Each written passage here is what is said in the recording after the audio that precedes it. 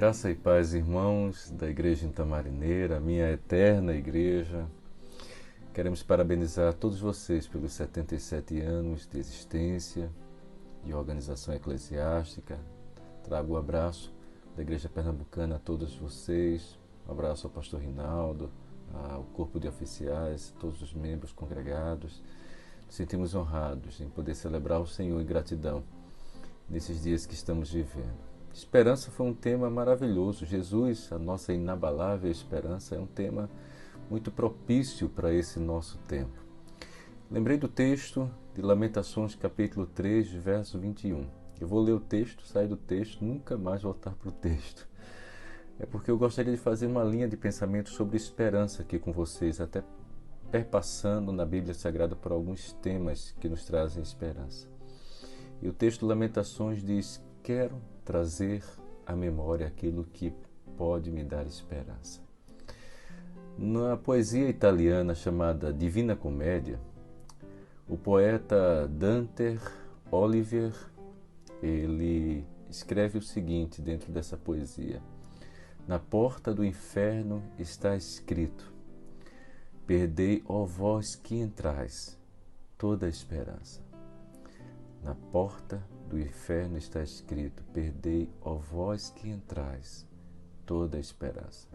Parece que esse poeta italiano, para ele o inferno era esse sinônimo de desespero, de ação definitiva. O inferno é este local em que o sofrimento para ele não tem solução, a dor não tem remédio, não há consolação e o mal, ele dá a última palavra. Então, resumindo, o inferno é um lugar sem esperança, sem possibilidade das coisas serem diferentes, sem possibilidade de mudanças, de alterações. Parece que a vida ali se congela e permanecerá assim por toda a existência. Mas se é verdade que o adjetivo para o inferno seja desespero, ou a condição humana do inferno é desespero, também é verdade que a palavra para céu seja esperança. É por isso que em meio à desolação, em meio ao sofrimento, em meio à maldade, à crueldade, à proliferação do mal, o profeta Jeremias levanta a sua voz e diz: quero trazer à memória aquilo que me pode dar esperança. Ele está dizendo, em outras palavras, que mesmo que diante daquilo que os meus olhos contemplam, do sofrimento e da dor, essas coisas nesse tempo não são definitivas.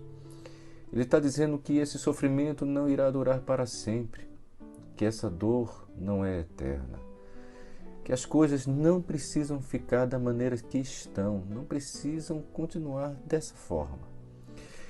Porque quem tem esperança vai mais adiante, sabe que as coisas podem mudar, que a minha vida pode ser diferente, que eu posso ser diferente. Isso é esperança. Que a vida não está pedrificada, que eu não estou congelado num estado definitivo de ser. E a configuração da nossa vida, ela precisa realmente ter esses momentos em que a gente olha para cima, que olha para Deus, que a mente da gente seja e receba essa transformação. Mas a gente precisa entender o que é esperança. Esperança não é desejo. Você chega para mim e diz: olha, amanhã eu irei fazer uma entrevista de emprego e eu digo para você: eu espero que tudo dê certo. Ou então você diz: amanhã eu irei receber o resultado de um exame e eu digo para você: espero que esse exame esteja tudo bem com você. Isso não é esperança, isso é desejo. E estou dizendo que isso não é bom, mas não é esperança. A esperança depende daquilo em que se baseia o desejo. Aliás, depende daquele em que se baseia o meu desejo. Paulo vai dizer em 1 Coríntios capítulo 15, verso 19: se a nossa esperança em Cristo se limita apenas a esta vida, nós somos os mais infelizes de todos os homens. No verso 20 ele vai dizer: mas de fato, Cristo ressuscitou dentre os mortos, sendo Ele as primícias dos que dormem. Seria a nossa expectativa de mudança, de virada das circunstâncias, inclusive de mudança minha mesmo, sua.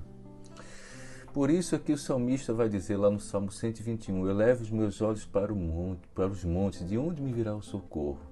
O socorro vem do Senhor, que fez os céus e a terra. É como que ele perguntasse, aliás, ele se perguntasse, o que sustenta a minha expectativa de mudança?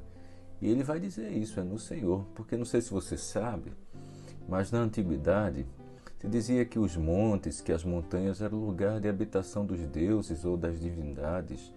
Dizem que o costume de, inclusive, a gente bater na madeira 3 vezes, vem exatamente dos antigos, que para entrarem nas florestas batiam nas árvores, pedindo uma espécie de licença aos deuses ou às divindades para entrar.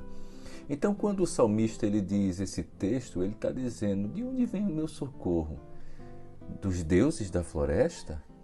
E ele arremata dizendo, não, o meu socorro vem do Senhor que fez os céus e a terra. O meu socorro não vem dos deuses da floresta, o meu socorro vem de Deus, o Deus dos deuses da floresta. O meu socorro não vem de deuses do mar, deuses da terra, deuses do sol, da lua, das estrelas, mas o meu Deus é aquele que criou todas as coisas. O autor de Hebreus, inclusive, para a gente terminar, ele vai dizer lá no capítulo 6, verso 18 a 20, para que por 2 coisas imutáveis, nas quais é impossível que Deus minta, tenhamos a firme consolação, nós o que pomos o nosso refúgio em reter a esperança proposta, qual temos como âncora da alma, segura e firme, e que penetra até o interior do véu, onde Jesus, o nosso precursor, entrou por nós, feito eternamente sumo sacerdote segundo a ordem de Melquisedeque. A esperança funciona como essa âncora. Olha que figura linda! Em meio à desolação, em meio ao mal, em meio ao conflito, em meio ao vendaval, em meio à tempestade, quando mais está revolto, nós temos a sensação que a gente vai afundar. E o autor de Hebreus diz que a esperança é a âncora da alma.